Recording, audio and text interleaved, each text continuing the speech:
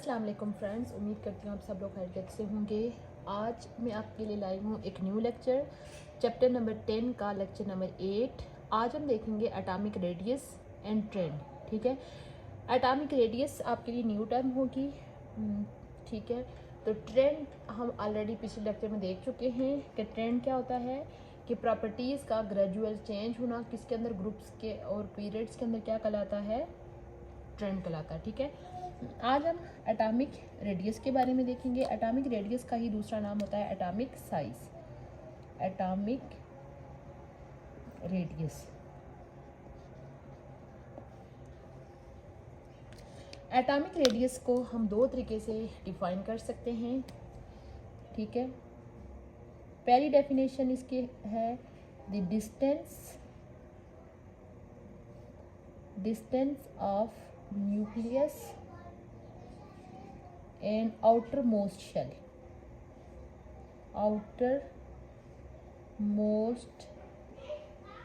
Shell.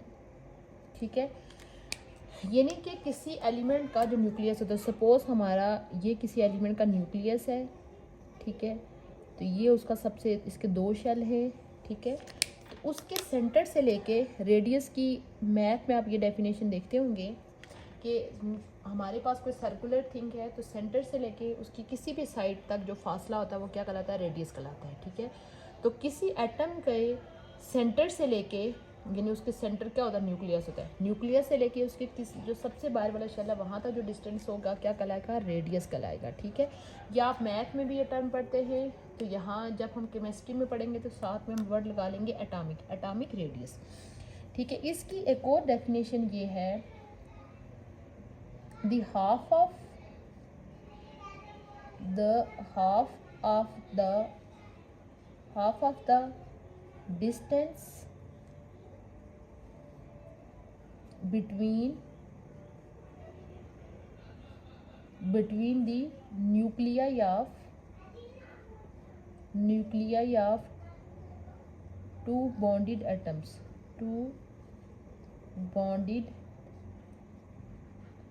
atoms, दो atoms ने आपस में क्या किया हुआ है, बॉन्ड बनाया हुआ है। ठीक है, हम आपको, अगर आपने पिछले लेक्चर्स देखे हैं चैप्टर्स, तो उसमें हमने आयनिक बॉन्ड, कोवलेंट बॉन्ड, इसके बारे में पीछे पढ़ा था। ठीक है, तो उनके अंदर आपको पता है कि डिफरेंट एलिमेंट्स आपस में मिलकर क्या बनाते हैं, बॉन्ड बनाते हैं। तो सपोज कि दो एलिमेंट आपस में बॉन्ड बना रहे हैं, एक एलिमेंट हमारे पास ये है और एक एलिमेंट हमारे पास ये है। ठीक है, इसका सेंटर ये है और इसका सेंटर ये है। ठीक है, अब पहले आप डेफिनेशन पे गौर करें कि the half of the distance between the half, यानी कि ये यहाँ से यहाँ तक जो डिस्टेंस है। ठीक है, तो ये ओवरऑल हमारे पास, सपोज ये भी कार्बन एटम है, ये भी कार्बन एटम है, ये भी आर, ये भी आर, तो ये टोटल क्या हो जाएगा, 2r। ठीक है, तो कार्बन टू कार्बन, यानी कार्बन टू कार्बन जो डिस्टेंस होता है वो टोटल हमारे पास होता है 154 पिकोमीटर। ठीक है, तो उन्होंने क्या लिखा हुआ है कि half of the distance, half mean के एक यहाँ से ये वाला हाफ ले लें या यहाँ से ये वाला हाफ ले लें, ये क्या कहलाएगा, एटॉमिक रेडियस।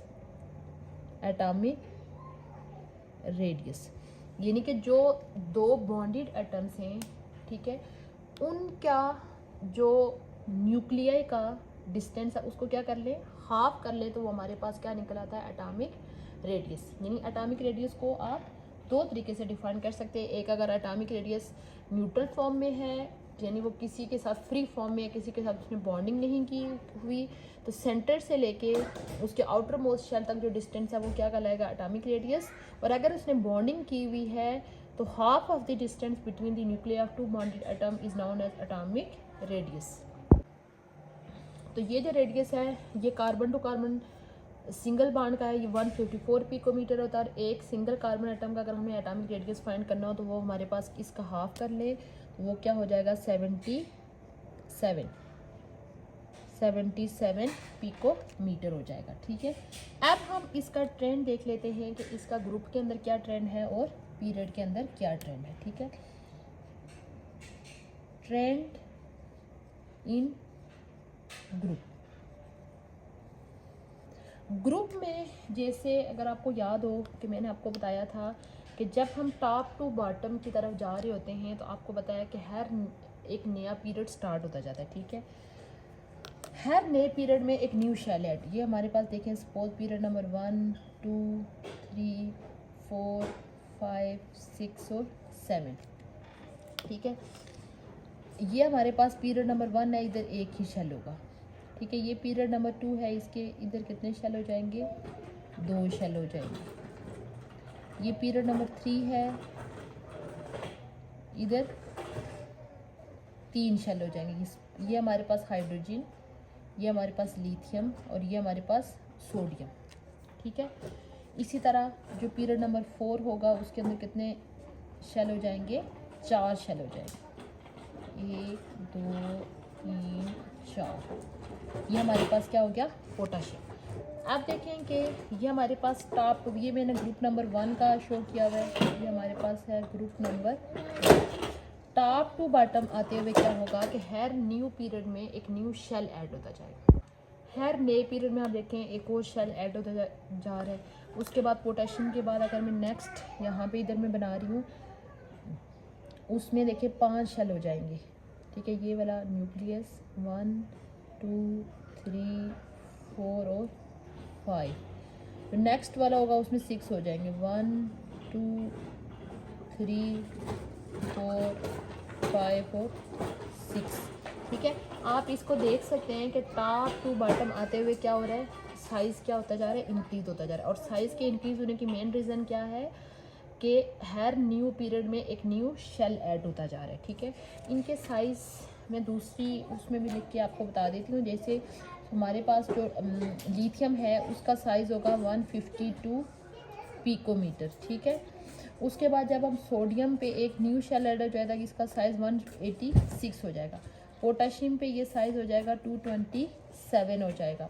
उसके बाद रुबेडियम जो नेक्स्ट एलिमेंट होता है वहाँ पे ये साइज़ हो जाएगा 248। उसके बाद जो नेक्स्ट एलिमेंट है सीजियम, जहाँ पे 6 हो जाएंगे, इधर हमारे पास हो जाएगा 265। यानी कि आप इधर देख सकते हैं कि हर न्यू एलिमेंट में जो हो रहा है ओवरऑल साइज़ क्या हो रहा है, इंक्रीज़ हो रहा है। और ठीक है, साइज़ के इंक्रीज़ होने की मेन रीज़न क्या है, जब भी आपको पेपर में क्वेश्चन आएगा, एक तो पेपर में ये चीज़ पूछी जाती है कि ट्रेंड बताएं कि साइज़ में क्या चेंज आ रहा है, इंक्रीज़ हो रहा है या डिक्रीज़ हो रहा है। और दूसरी चीज़ पूछी जा रही है कि इंक्रीज़ होने के रीज़न क्या है, ठीक है। तो आपने पहले ट्रेंड लिखा कि इंक्रीज़ हो रहा है, रीज़न क्या है कि हर न्यू पीरियड में हमारे पास क्या होता जा रहा है, एक न्यू शेल ऐड होता जा रहा है, ठीक है। न्यू शेल की एडिशन की वजह से टॉप टू बॉटम ग्रुप्स के अंदर एटॉमिक रेडियस का क्या ट्रेंड होता है, वो इंक्रीज़ होता है, ठीक है। अब यही ट्रेंड हम पीरियड्स के अंदर देखते हैं, ट्रेंड इन पीरियड्स, ट्रेंड इन पीरियड्स, ठीक है। इसमें मैं आपके सामने एक पीरियड लिखती हूँ। पहला पीरियड जो होता है उसके अंदर तो एलिमेंट्स ही 2 होते हैं, ठीक है। मैं दूसरा पीरियड ले लेती हूँ। दूसरे पीरियड का जो हमारे पास पहला एलिमेंट होता है लिथियम, लिथियम के बाद जो सेकंड एलिमेंट होता है वो होता है बेरिलियम, उसके बाद फिर होता है बोरान, कार्बन, नाइट्रोजन। ये हमारे पास है पीरियड नंबर 2। इसके अंदर 8 एलिमेंट्स होते हैं, lithium, beryllium, boron, carbon, nitrogen, oxygen, fluorine, neon. इसमें इनके साथ में एटॉमिक नंबर भी मेंशन है। लिथियम का एटॉमिक नंबर होता है 3 4 5 6 7 8 9 और 10, ठीक है। तो इसमें क्या होता है कि इनमें इनके जो आउटर मोस्ट शेल में नंबर ऑफ इलेक्ट्रॉन्स इंक्रीज हो रहे होते हैं, ठीक है। लिथियम जो होता है वो ग्रुप नंबर 1 से बिलोंग करता है, ठीक है। तो ये मैंने इनके एटॉमिक नंबर लिखे, ग्रुप नंबर नहीं लिखे, एटॉमिक नंबर। तो ये ग्रुप नंबर 1 से बिलोंग करता है, तो इसका 2 शेल होंगे, ठीक है। और उस शेल के अंदर हमारे पास क्या होगा, एक ही इलेक्ट्रॉन होगा, ठीक है, एक ही इलेक्ट्रॉन है। इसी तरह जो बेरिलियम होता है वो ग्रुप नंबर 2 से बिलोंग, ग्रुप नंबर 3 से बिलोंग करता है। तो इसके आउटर मोस्ट शेल में ये इसका न्यूक्लियस होगा, तो इसके आउटर मोस्ट शेल में कितने इलेक्ट्रॉन हो जाएंगे, ये पहले मैं इनके बना लेती हूँ सबके शेल्स, तो फिर इलेक्ट्रॉन बनाऊंगी।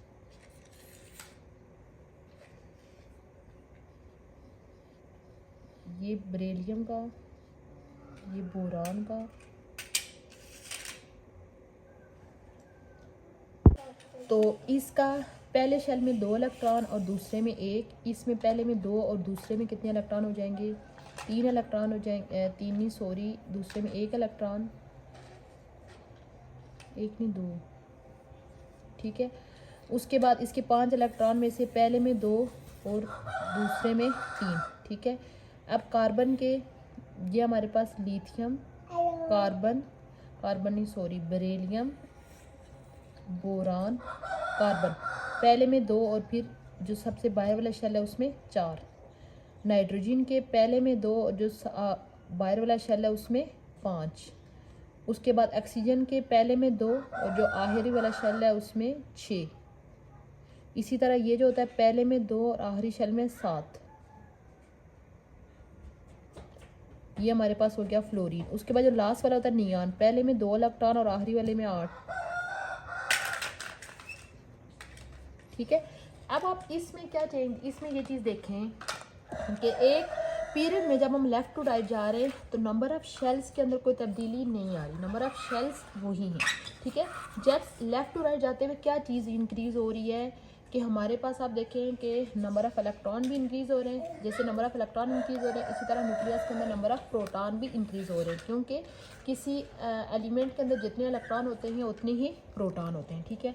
जैसे हमारे पास ये लिथियम है, लिथियम के अंदर 1 इलेक्ट्रॉन है और 1 ही प्रोटॉन है, ठीक है।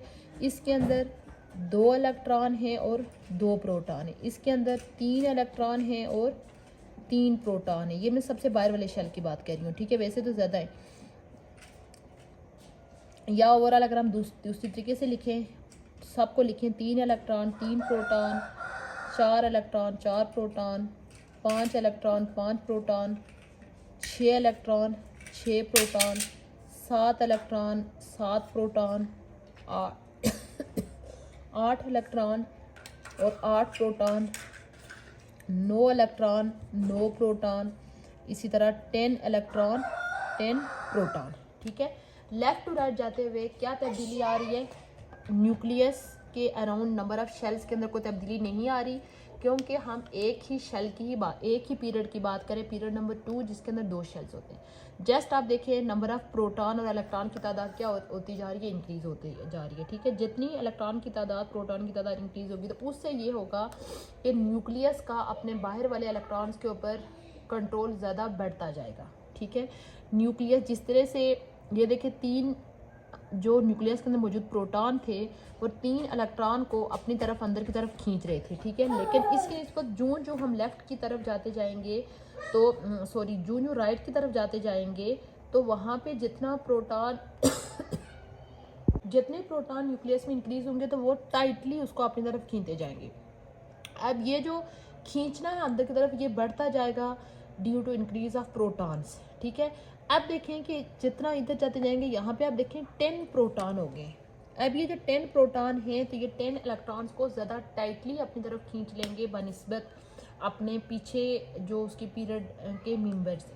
तो इसी वजह से क्या होता जाएगा कि जब हम यानी कि लेफ़्ट टू राइट जाते हैं तो हमारे पास जो होता है वो डिक्रीज़ करता जाता है, यानी एटॉमिक साइज़ क्या होता है, डिक्रीज़ होता है। लेफ़्ट टू राइट जाते हुए डिक्रीज़ होता है, ठीक है। पहली बात आपने याद रखनी, डिक्रीज़ होता है। और क्यों डिक्रीज़ होता है, क्योंकि लेफ़्ट टू राइट जाते हुए न्यूक्लियस के अंदर कोई शेल्स के अंदर कोई चेंजिंग नहीं आ रही, बल्कि न्यूक्लियर चार्ज बढ़ रहा है। यानी न्यूक्लियस के ऊपर चार्ज क्यों बढ़ रहा है, क्योंकि नंबर ऑफ़ प्रोटॉन्स इंक्रीज़ हो रहे हैं। नंबर ऑफ़ प्रोटॉन के इंक्रीज़ होने की वजह से वो जो आउटर मोस्ट शेल के अंदर मौजूद इलेक्ट्रॉन होंगे उनको टाइटली अंदर की तरफ खींचेंगे, जिस वजह से उनका जो साइज़ होता है वो सुकड़ के मज़ीद कम होता जाएगा, ठीक है। इनके मैं साइज़ भी लिख लेती हूँ, उससे आपका मज़ीद ये कंसेप्ट क्लियर हो जाएगा। जैसे लिथियम का साइज़ आप देखें, हम यहाँ पे देखा था ना 152, ये मैं इनके एटॉमिक नंबर यहाँ से क्लियर कर देती हूँ, ठीक है। इसका देखें हमारे पास साइज़ होता है 152, ठीक है। जब हम मूव करते हैं आगे बेरिलियम पे तो ये साइज़ डिक्रीज़ हो जाता है, डिक्रीज़ होके क्या हो जाता है 112, ठीक है। जब हम फर्दर मूव करते हैं बोरान पे ये साइज़ मज़ीद डिक्रीज़ होके 85 हो जाता है। फिर कार्बन में आप देखें, हम इधर भी हमने देखा था 77, उसके बाद नाइट्रोजन में 75, ऑक्सीजन में 73, फ्लोरीन में 72, तो जबकि नियान में हमारे पास देखिए 69 पे, यहाँ पे आप देख सकते हैं एटॉमिक साइज़ का जो ट्रेंड है पीरियड्स के अंदर क्या होता जा रहा है, डिक्रीज़ होता है, मतलब पीरियड में जो ट्रेंड है वो डिक्रीज़ की तरफ जा रहा है, जबकि ग्रुप में वो क्या हो रहा है, इंक्रीज़ हो रहा है। ठीक है, इसके साथ में मैंने रीज़न भी एक्सप्लेन की हैं ग्रुप्स में इंक्रीज़ क्यों हो रहा है, क्योंकि वहाँ पे हर न्यू पीरियड में एक न्यू शेल ऐड होता जा रहा है, जबकि यहाँ पे शेल की तादाद सेम है, जस्ट हर न्यू जो पीरियड का जो मेंबर है उसके अंदर नंबर ऑफ इलेक्ट्रॉन्स और प्रोटॉन की तादाद इंक्रीज़ हो रही है, जिस वजह से जो न्यूक्लियस की अट्रैक्शन है आउटरमोस्ट शेल के ऊपर वो बढ़ रही है, और न्यूक्लियस उतना ही टाइटली उनको अंदर की तरफ खींच के ओवरऑल उस एलिमेंट का जो साइज़ होता है वो उसको क्या कर लेता है, डिक्रीज़ कर लेता है। ये था हमारा आज का लेक्चर, जिसमें हमने शुरू में एटॉमिक रेडियस की 2 डेफिनेशन की कि एटॉमिक अगर कोई एलिमेंट फ्री फॉर्म में है तो सेंटर से लेके आउटर मोस्ट शेल तक जो डिस्टेंस है वो क्या लाएगा, एटॉमिक रेडियस।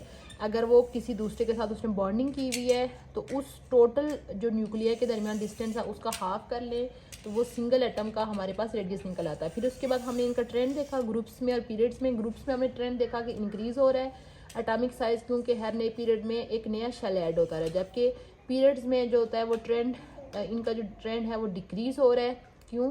क्योंकि हर नए पीरियड मेंबर में number of effective nuclear charge increase होने की वजह से न्यूक्लियस टाइटली उनको अंदर की तरफ खींच लेते हैं। ये था हमारा आज का लेक्चर।